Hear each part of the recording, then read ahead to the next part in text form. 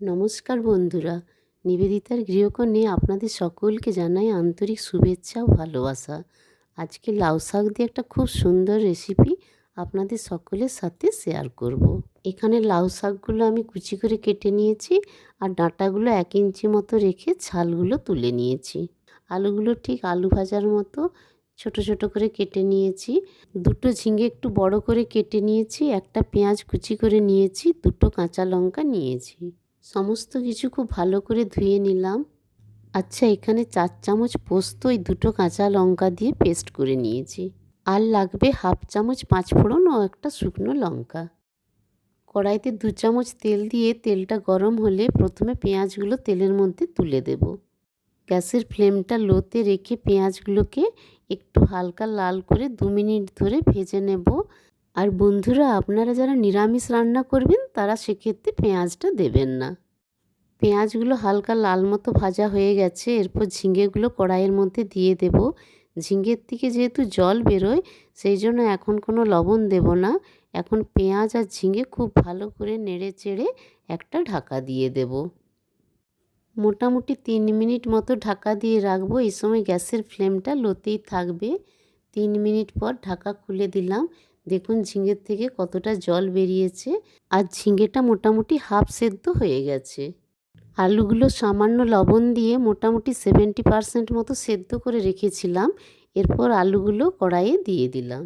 2 minute সমস্ত কিছু খুব ভালোভাবে কষিয়ে নিয়ে পরিমাণ মতো লবণ দিয়ে দেব। আলুগুলো সেদ্ধ করার সময় যেহেতু লবণ দিয়ে সেদ্ধ করেছিলাম, সেই জন্য পরিমাপ অনুযায়ী এখন লবণটা দিয়ে দিলাম। লাউ শাকটাও অল্প লবণ দিয়ে ভাপিয়ে রেখেছিলাম। এরপর ডাঁটা এবং লাউ শাক কড়াইয়ের মধ্যে দিয়ে দিলাম। এখন গ্যাসের ফ্লেমটা মিডিয়াম করে দিয়েছি। এরপর সমস্ত কিছু মানে পেঁয়াজ, আলু, ঝিঙে, লাউ শাক, ডাঁটা সব কিছু খুব ভালোভাবে নেড়েচেড়ে মিশিয়ে নিতে হবে।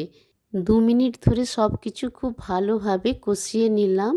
এখানে আমার সমস্ত সবজিটাই সুসেদ্ধ হয়ে গেছে। খেয়াল রাখতে হবে ঝিঙেটা যেন খুব বেশি গলে না যায়।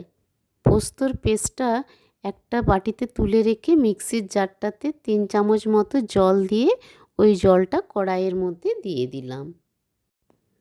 আবারও 2 মিনিট রান্না করে নিলাম। এরপর বাটিতে যে পোস্তটা পেস্ট করে তুলে রেখেছিলাম, ওই পোস্তর পেস্টটা কড়াইয়ের মধ্যে দিয়ে দিলাম। এই পোস্তর পেস্টের মধ্যে আমি দুটো কাঁচা লঙ্কা দিয়ে দিয়েছিলাম। আপনারা যেমন ঝাল খান সেই মতো লঙ্কা দেবেন।